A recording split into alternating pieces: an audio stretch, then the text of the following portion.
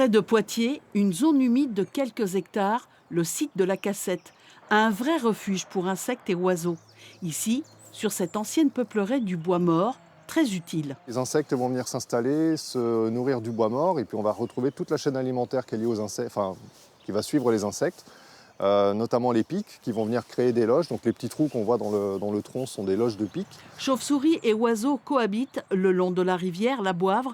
Des frayères où viennent se reproduire des poissons ont été créées. C'est un secteur qui a été un petit peu recreusé et qui va récupérer les eaux au moment du débordement des rivières. Il faut savoir que le brochet, c'est une espèce qui a besoin de pondre dans des prairies qui sont inondées, et inondées notamment pendant 45 jours.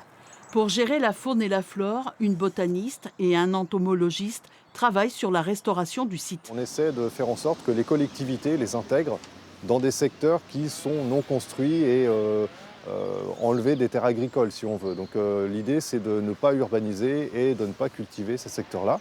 Pour préserver cette zone humide, certaines plantes sont très utiles. C'est de la massette. C'est une plante qu'on trouve souvent dans les milieux très riches en nutriments, dans les zones humides. Et via son système racinaire, elle absorbe les nutriments qui sont dans l'eau, aussi bien que les polluants.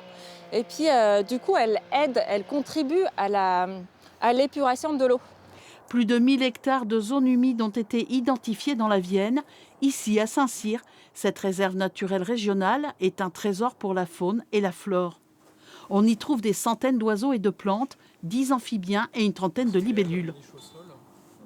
On a créé un décor, en gros, des habitats qui se développent au fur et à mesure des années et qui vont favoriser l'apparition d'espèces et l'arrivée surtout de nouvelles espèces. Les associations environnementales veillent toute l'année à sauver ces milieux exceptionnels, fragilisés par les sécheresses et le réchauffement climatique.